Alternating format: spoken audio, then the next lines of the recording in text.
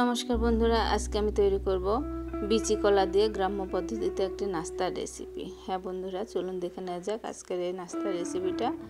তো এই কলাগুলো কিন্তু উপরের খোসাটা কালো হয়ে গেছিলো। তো এই কালো হয়ে যাওয়া কলা, যে কোনো কলাই হোক, বিচি কলাই হোক কিংবা অনুপম কলাই হোক, আমরা কিন্তু না খেয়ে ফেলে দিই। যদি ফেলে না দিয়ে, নষ্ট না করে আমরা যদি এরকম করে কোনো একটা রেসিপি তৈরি করি, তাহলে কিন্তু এটা অনেক বেশি ভালো হয়, মজাও হয় খেতে।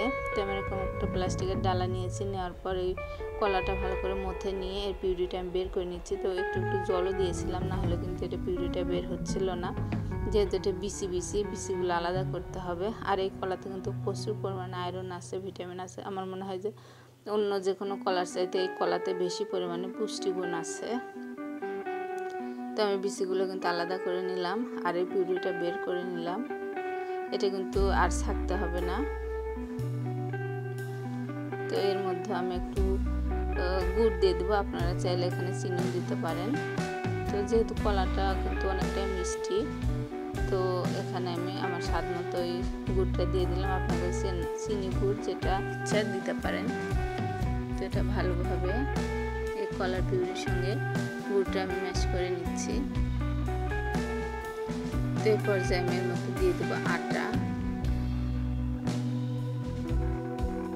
আটার 3 চামচ দিয়ে দিচ্ছি, আর এর মধ্যে চালের গুঁড়াও 3 চামচ দিয়ে দিব, আর দিব সামান্য একটু খাবার সোডা। এটা খাবার সোডাটা দিলে বড়াটা অনেক বেশি নরম তুলতুলে স্পঞ্জি হবে, খেতে কিন্তু অনেক বেশি মজা লাগবে। তো এই ব্যাটারটা তৈরি করার সময় কিন্তু একটু পাতলা হয়েছিল, পরে আমি অফ ক্যামেরায় আরও 3 চামচ চালের গুঁড়া দিয়ে আমি এটা ভালোভাবে মেখে নিয়েছিলাম।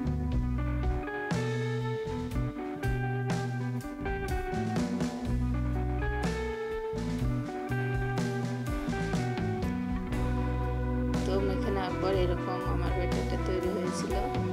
তো এটা কিন্তু বেশি পাতলা করা যাবে না, আবার বেশি ঘনও করা যাবে না, এরকমই রাখতে হবে। তো এই পর্যায়ে আমি চুলায় কড়াই বসিয়ে দিয়েছি, আর এখানে আমি তেল দিয়ে দেবো। আমি এখানে সরিষার তেল ব্যবহার করছি, আপনারা চাইলে সাদা তেলও দিতে পারেন।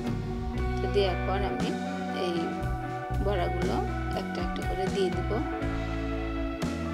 আর এগুলো কিন্তু খুব সুন্দরভাবে ফুলে উঠবে, একেবারে ডবল হয়ে যাবে।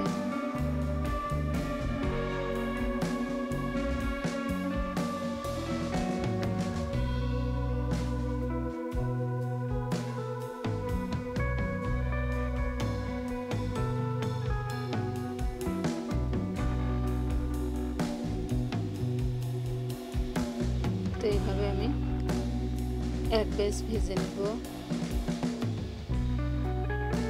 তো দেখুন বন্ধুরা, বড়াগুলো কিন্তু অনেক সুন্দর হয়েছে। এগুলো আমি এখন উঠিয়ে নিচ্ছি, এর পরবর্তীতে আমি আবারও দিয়ে দেব। তো দেখুন এই বড়াগুলো আরও কত সুন্দর হয়েছে। তো এগুলো আমি এখন উঠিয়ে নিচ্ছি, আর ঠান্ডা হলে আমি ভেঙে দেখাচ্ছি এটা কেমন হয়েছে। তো বড়াটা আমার ঠান্ডা হয়ে গেছে, আর দেখুন এটা কতটা নরম আর স্পঞ্জি হয়েছে, অনেক ভালো হয়েছে, অনেক মজা হয়েছিল খেতে। বন্ধুরা, আপনাদের অসংখ্য ধন্যবাদ আমার এই ভিডিওটা দেখার জন্য, আমার সঙ্গে থাকার জন্য।